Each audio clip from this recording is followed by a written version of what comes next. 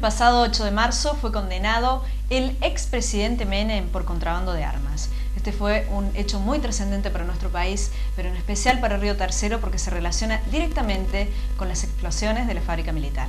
Vamos a ver un video y en un ratito volvemos para presentarles a los invitados de esta noche.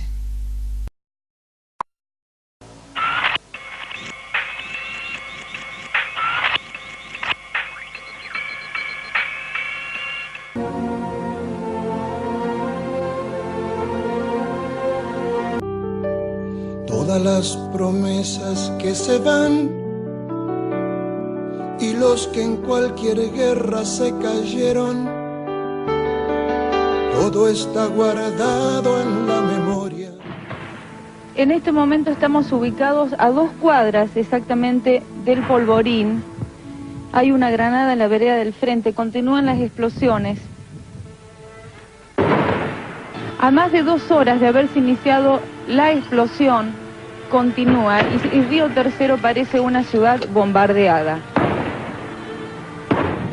Aparentemente las explosiones van a continuar por varias horas más.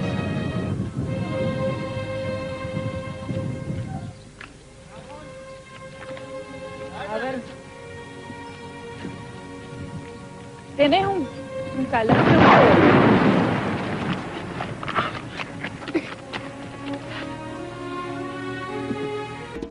¿Es técnicamente posible que un chispazo de un montacarga haga detonar 200 kilos de trotil? Es poco probable. No le puedo decir que no. ¿Usted cree que lo que sucedió el 3 de noviembre fue un accidente o un atentado? ¿En el fuero íntimo? Sí. Un accidente. Junto al perito Alfredo Raste, Gaviglio demostró con este video filmado en su propia casa que el trotil no detona con chispas, cigarrillos ni fuego directo.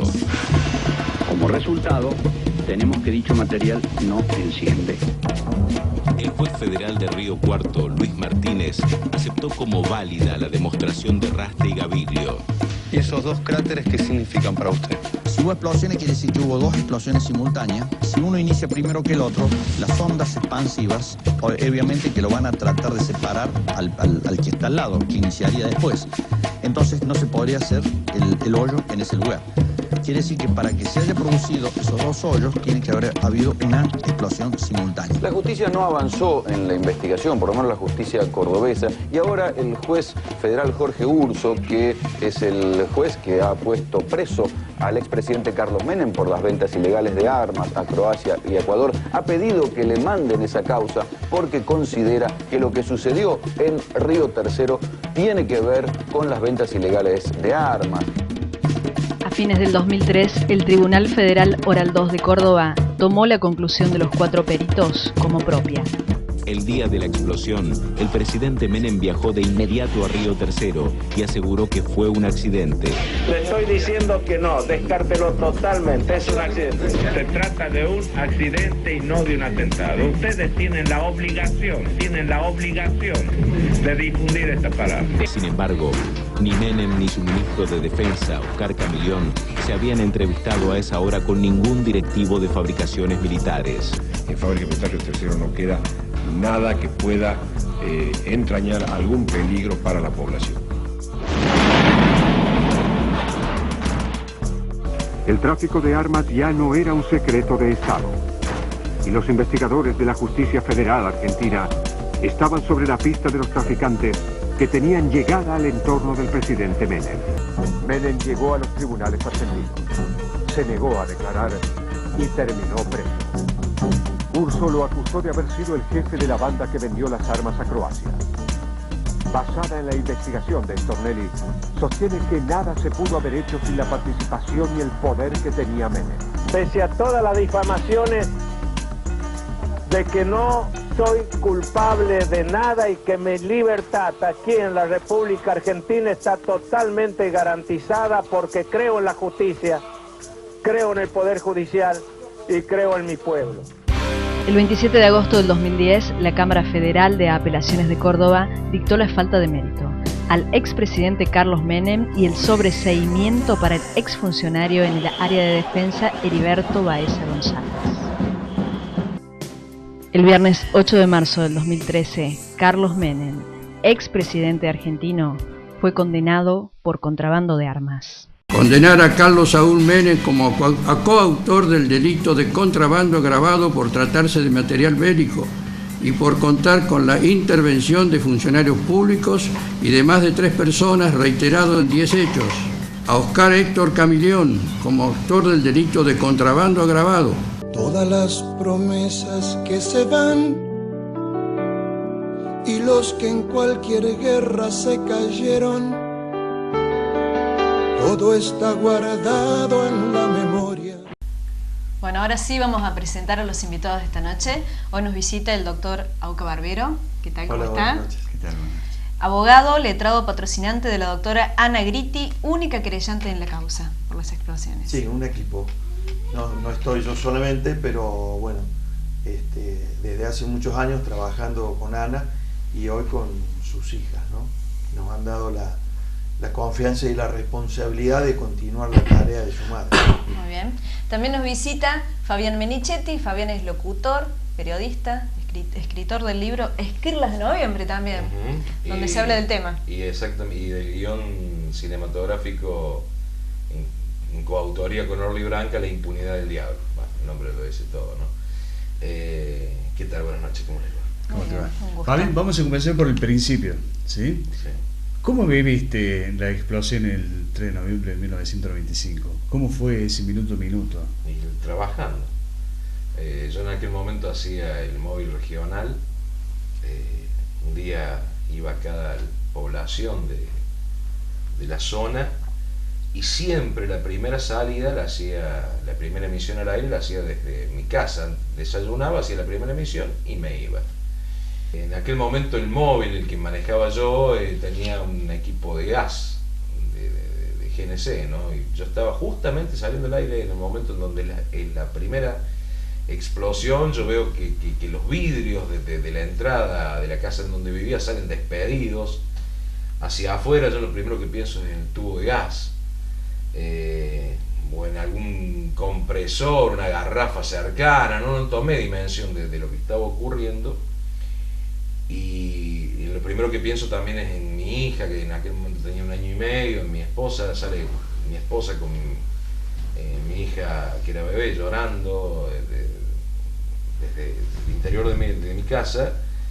Bueno, yo voy hacia la radio con otro móvil, con Tato Pereira en aquel momento que manejaba el otro móvil. Nos encontramos en la radio y desde allí nos dirigimos hacia la zona de la fábrica. Y hay una imagen que yo siempre digo es esa imagen imborrable que jamás la voy a poder eliminar de mi mente, como tantas otras imágenes, pero creo que fue una imagen muy fuerte, que yo veo en dirección de la fábrica, iba por calle Libertad, pasando ya al Hotel Argentino, veo una inmensa esfera naranja que comienza a elevarse. Después de eso escucho una fuerte detonación. Yo no voy a olvidar nunca una imagen de 2 ancianas que estaban abrazadas sin entender qué estaba pasando en la vereda, y la onda expansiva prácticamente las tira al piso. Y bueno, comenzamos a comunicarnos con mi compañero de trabajo, con Tato en aquel momento. Estaba volando la ciudad, o sea, fue un desquicio total. Saco a mi familia de la ciudad, la red estaba interrumpida. Todo esto no sabían todavía qué había pasado exactamente. Intuíamos que era en la fábrica, pero no intuíamos lo que estaba ocurriendo concretamente, porque queríamos buscar información y no podíamos. Además, en ese momento comenzaban a llamarnos todos los medios nacionales e inclusive internacionales. Era noticia mundial Río Tercero. Y bueno, yo saco a mi familia y yo me vuelvo. Todos se iban y yo venía a la ciudad. Más allá de la responsabilidad como periodista, también lo viviste con tu padre, tu familia, como padre, todo, ¿no? Como hijo, como esposo, como no sé, como familiar. Fueron días que y después yo siempre digo que lo del 24 fue aún peor, porque ahí la gente se sintió decididamente engañada, y yo siempre me recuerdo la ambigüedad en la respuesta de quien vino a hacerse cargo de la dirección de la fábrica cuando lo relevan a Cornejo Torino, Alberto González de la Vega. La ambigüedad cuando yo le preguntaba qué le dice la gente, que puede volver o no, y él me decía, bueno, que hagan lo que quieran, no le puedo decir si quieren pueden volver o no. y después con los años, cuando él va a declarar ante el controvertido conjuez Esteves en Río Cuarto, él dice que él temía por una tercera explosión. Doctor, la noticia que parecía que no iba a llegar nunca. Condenaron al doctor Carlos Menem. ¿Cómo sigue la causa ahora? Bueno, fue una noticia para nosotros muy buena, porque en la causa de la investigación de Río Tercero, como yo siempre digo, nos habíamos quedado sin contrabando y sin contrabandistas, nos habíamos quedado sin delito. Y para lo que hemos sostenido desde un primer momento, que Río Tercero no existió, si no existía Buenos Aires, tráfico de armas, contrabando, claro. Fue una muy buena noticia. Hay que tomarlo esto con seriedad, porque falta una instancia todavía. Los imputados, los condenados ahora, tienen, y seguramente la utilizarán, un recurso ante la Corte Suprema. La Corte Suprema de Justicia de la Nación, como último tribunal, como máximo tribunal del país, va en definitiva a tener que analizar seguramente si esta condena dada por la Cámara Nacional de Casación, que deja sin efecto la sentencia absolutoria de un tribunal de juicio, el Tribunal Oral número 3 de Buenos Aires, que había dejado a Menem, Camilión y compañía, el resto de funcionarios, sobre todo de fabricaciones militares, que los había dejado absueltos. Sí. Bueno, te decía que esto es una buena noticia, pero hay que tomarla con seriedad, porque falta la instancia de la Corte. Suponiendo, como creo que va a suceder, lo que conocemos el tema de la causa también de Buenos Aires, que la Corte va a confirmar el fallo de casación. Siempre digo también, esperemos que sea rápido y que esta causa, para ser resuelta, no duerma varios años en la Corte, porque bueno, lamentablemente advertimos que en muchos casos la justicia para los comunes, para ustedes, para nosotros, funciona como tiene que funcionar medianamente, pero cuando hay causas o casos o personas imputadas que tienen mucho poder o han tenido mucho poder, ya sea económico, político, religioso, bueno, yo soy muy crítico de la justicia en esos casos, de la justicia argentina, porque bueno, este es uno de esos casos, ¿no? Quizás ya vamos para 18 años. Vamos a cumplir casi 18 años. Esta causa, la investigación del atentado de la Embajada de Israel, el atentado a la AMIA, causas donde se entrecruzan muchísimos intereses políticos, económicos, religiosos, nacionales e internacionales. Y evidentemente ha fallado, porque una justicia que llegue todavía, la estemos esperando a los 18 años, es algo que no funciona. De todas maneras, los que estamos desde un primer momento en esto, seguimos haciendo lo que hay que hacer, no vamos a bajar los brazos. Es una buena noticia para Río Tercero, porque esto nos permite seguir sosteniendo con mucha fuerza de que lo que nos sucedió acá fue para borrar pruebas de los delitos de Buenos Aires, borrar inventarios, bueno, en definitiva pruebas de aquel contrabando. Y esperemos llegar con nuestra causa de las investigaciones de la explosión de Río Tercero rápidamente a un juicio oral, que no se demore más esto, con los imputados que ya están elevados a juicio, que es desde fabricaciones militares hacia abajo, y poder llevarlo también en algún determinado momento al expresidente de la Nación, de que estamos convencidos que tiene responsabilidad penal en este hecho de Río Tercero. Recién veíamos en el video, nadie conocía con precisión, y esto está determinado e investigado en Río Tercero, nadie se había puesto en contacto ni con el ministro de Defensa ni con el expresidente para explicarle qué había sucedido.